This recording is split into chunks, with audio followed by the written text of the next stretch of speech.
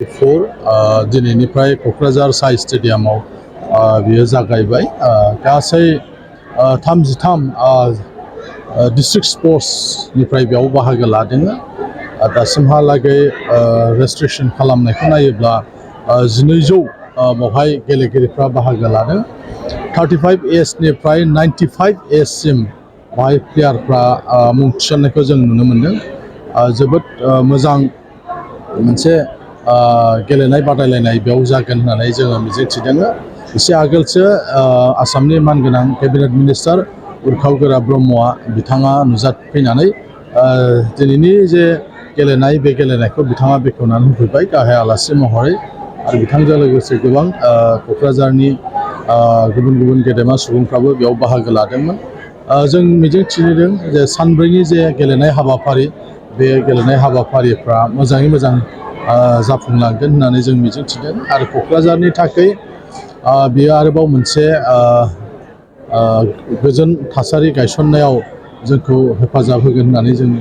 सानो मानोना 33 जे जिल्ला बे जिल्लानिफ्राय गोबां बाहाय गेलेनायाव बाहागो लाफैनायजों लोगोसे गोबां अफिसियेल्सफोर बा गेलेमु गौथुमनि दैदेनगिरिफ्रा बेयाव बाहागो लादों दा बेजों बाहाय जोंनि गेजेराव फोथायलायनाया आरोबाव गोगोमसिन जागोन होननानै जोङो सानदों जों मिजिंथिदों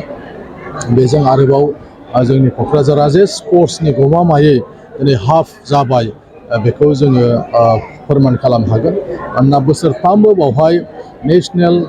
लेभेलनि बाहाय फुटबलजों लोगोसे बायदिसिना बादायलायनाय जे हाबाफारि बे हाबाफारिफ्रा जागासिनो दङ ओंखायनो नैबे जिहेथु जोंनि स्टेटनि जे गेलेनाय बे गेलेनायजोंबो आरोबाव क'क्राझारा गायसननो हागोन जे गमामायैनो क'क्राझारा ओरैनो बुंनायावल' नङा गमामायैनो क'क्राझारा गेलेनायनि मोनसे जायगा होननानै बयजोंबो मिथिजागोन होननानै जों मिजिंथियो थांनाय 2000 मायथाइयाव बियो जाफैदोंमोन होननानै जों मिथियो दा 24 बोसोर गेपनि उनाव आरोबाव बेहाय बेबायदि खेलाखौ जोङो खुंनो हादों बै समाव KDSAयाव खुंनाय जादोंमोन नाथाय दिनै जोंहा क'क्राझाराव जिहेतु मोनसे स्टेडियाम दं साइ स्टेडियाम बेवहाय माने नेशनेल मोनसे स्टेन्डार्डनि बे गेलेनाया बादायलायनाय जागोन बेवहाय गासै 12 केटेगरियाव 12टा केटेगरिनि बाहाय एथलेटिक्सा जागोन बैसोखौ लानानै 5 बोसोरनि गेपाव मोनसे केटेगरि 35आव मोनसेब्ला 40आव मोनसे बिनि उनाव 45 बेबायदि गासै 12 केटेगरि जागोन गतिके नायथावथाव मोनसे खेला जागोन दानो जों नुनो मोनदों 95 एजनि मानसि गेलेगिरियाबो बाहाय गावनि मुंखौ थिसनदों बे हिसाबै गासै सानोब्ला माने 12टानि खम जाया बाहाय केटेगरिया बेनिखायनो बाहाय मा एजनि मानसिफ्रा गेलेगोन बेखौ जोङो नुनो मोनगोन आरो स्पर्ट्सआ जे खुनु रिटायारमेन्ट गैया उन्दैनिफ्राय माने बोराय बुरिसिम जे गेलेनो हायो बेखौ जों बाहाय दिनै नुनो मोनो हादरनि बारग' गाहाय जोबोद दुखुनांथाव बाथ्रा जोङो मैया मोनायाव जोङो खोनानो मोनबाय जे जोंनि हादरनि बारग' गाहाय मन्थ्रि डक्टर मनमोहन सिं बिथाङा रुंसारि जाबाय खोनानानै जों दुखु मोनदों मानो होननानै बुङोब्ला बिथाङा जोंनि हादरनि गाहाय मन्थ्रि जानायजों लोगोसे बिथाङा मुलुगनि सासे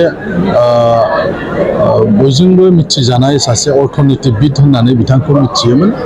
बे हिसाबै सासे गेदेमा सुबुंजों लोगोसे जोङो दिनै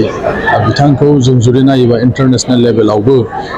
सासे बेबायदि सुबुंखौ जों खोमानानै लानो गोनां जाबाय जों जोबोद दुखु मोनदों आरो जोंनि स्टेटआ जेरैबायदि बुंदों 7 साननि थाखाय दुखु फोरमायनाय एबा दाहा फोरमायनाय फालिगोन होननानै दा जोंबो नैबे जोंनि जे बादायलायनाय बावहाय जोङो कन्डलेन्स जों खालामदों आरोबाव जोङो बेखेवनायाव मोनसे मोसानाय जों होदोंब्लाबो दानिफ्राय जोबजासिम जों खुनु बेहाय कालचारेल जे प्रग्राम बे प्रग्राम जों थानाय नङा बिथांखौ मान होनानै एबा बिथांनि थैनायखौ दुखु फोरमायनानै जोङो कालचारेल जेफोर प्रग्राम बे प्रग्रामफोरखौबो जोङो पस्टपन खालामो